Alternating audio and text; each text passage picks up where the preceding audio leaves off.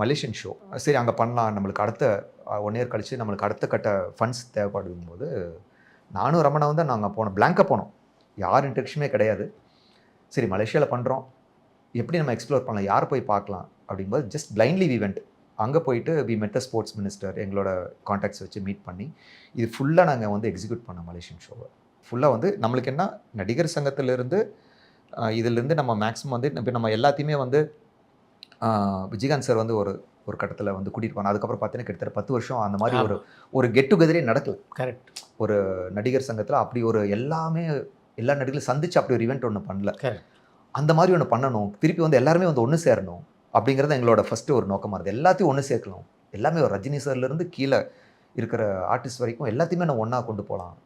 ஒரு 300 பேர் 350 பேர் ஆனாலும் பரவாயில்ல, நம்ம கொண்டு போய் ஒரு பெரிய ஒரு மெகா ஷோவாக பண்ணியிருந்தோம். கிட்டத்தட்ட 6 months வந்து we work in Malaysia. 6 months நாங்கள் அங்கே இருந்தோம் மலேசியாவில். அப்படியா? ஆமாம் சார். கிரவுண்டு எப்படி நம்ம ஃப்ரீயாக வாங்கினோம், கவர்மெண்ட் பெர்மிஷனு, அதை எப்படி எக்ஸிக்யூட் பண்ணலாம், மலேசியன் டூரிசம் கூட பேசணும். ஸோ வந்து நம்மளுக்கு நடிகர் சங்கத்துக்கு என்ன மினிமலாக வந்து என்ன நம்ம செலவு பண்ண முடியும், மேக்ஸிமம் என்ன ஜென்ரேட் பண்ண முடியும். திருப்பி வந்து அங்கே வந்து we had to design a program. அது வந்து அந்த ப்ரோக்ராம் வந்து it has to suit the content for Sun TV also. It is an international football stadium அந்த புக்கிட் ஜலீல். அதில் வந்து ஹெலிகாப்டர் லேண்டிங் அப்படிங்கிறது வந்து இம்பாசிபிள்.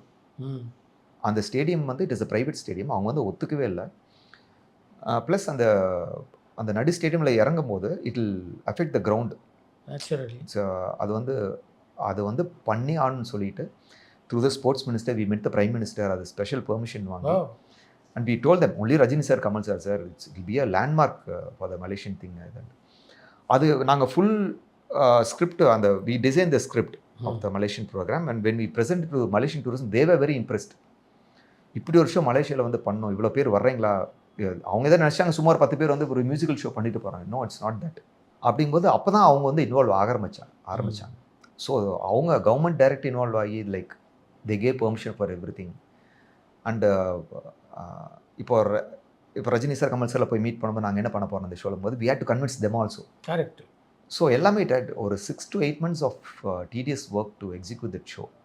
ஏன்னா ஒரு விஷயம் தப்பாக பண்ணாலும் தப்பாயிரும். ஸோ அது வந்து எந்த விதமான ப்ராப்ளம் இல்லாமல் we executed that, except for அந்த ஃப்ளைட் அந்த ஃபுட் எல்லாமே இருக்கும் சார். ஏன்னா 300-350 பேர் இருக்கும்போது here and there there will be some mishaps. But overall it was a very successful show for Malaysian tourism, for Sun TV and for Nadigar Sangam also. It was great, one of its kind.